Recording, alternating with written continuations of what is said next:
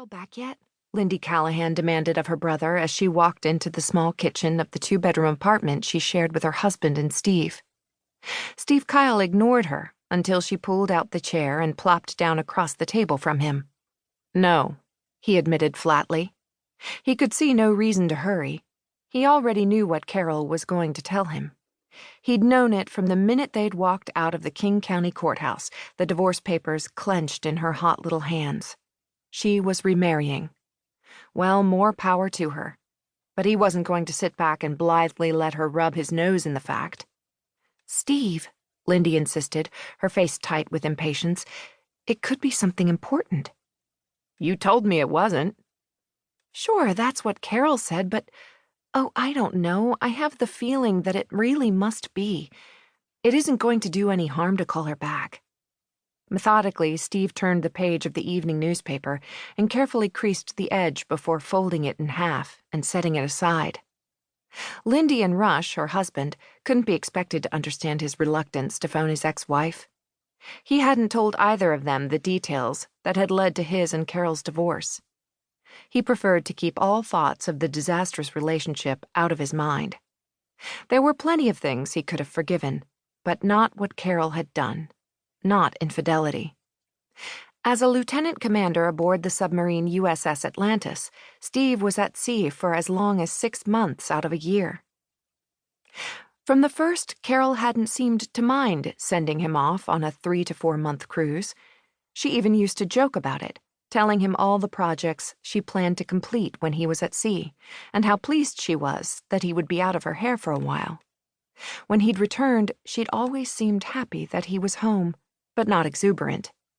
If anything had gone wrong in his absence, a broken water pipe, car repairs, anything, she'd seen to it herself with barely more than a casual mention. Steve had been so much in love with her that the little things hadn't added up until later. Much later. He'd deceived himself by overlooking the obvious. The physical craving they had for each other had diluted his doubts. Making love with Carol had been so hot it was like a nuclear meltdown. Toward the end, she'd been eager for him, but not quite as enthusiastic as in the past. He'd been trusting, blind, and incredibly stupid when it came to his ex-wife. Then, by accident, he'd learned why she'd become so blasé about his comings and goings. When he left their bed, his loveless, faithless wife had a built-in replacement, her employer, Todd Larson. It was just short of amazing that Steve hadn't figured it out earlier, and yet, when he thought about it, he could almost calculate to the day when she'd started her little affair. Steve! Lindy's voice cut into his musings, and he lifted his gaze to meet hers. Her eyes were round and dark with concern. Steve experienced a small twinge of guilt for the way he'd reacted to his sister and Rush's marriage.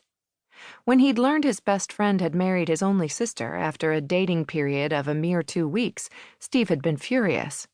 He'd made no bones about telling them both the way he felt about their hurry-up wedding. Now he realized his own bitter experience had tainted his reasoning, and he'd long since apologized. It was obvious they were crazy about each other, and Steve had allowed his own misery to bleed into his reaction to their news. Okay, I'll return Carol's call, he answered in an effort to appease his younger sibling. He understood all too well how much Lindy wanted him to settle matters with Carol. Lindy was happy, truly happy, and it dismayed her that his life should be at such loose ends. When? Soon, Steve promised.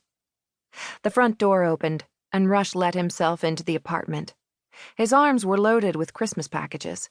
He paused just inside the kitchen and exchanged a sensual look with his wife. Steve watched the heated gaze, and it was like throwing burning acid on his half-healed wounds. He waited a moment for the pain to lessen. How'd the shopping go? Lindy asked, her silky smooth voice eager and filled with pleasure at the sight of her husband. Good, Rush answered and faked a yawn, but I'm afraid it wore me out. Steve playfully rolled his eyes toward the ceiling and stood, preparing to leave the apartment. Don't tell me you two are going to take another nap. Lindy's cheeks filled with crimson color, and she looked away. In the past few days, the two of them had taken more naps than a newborn babe.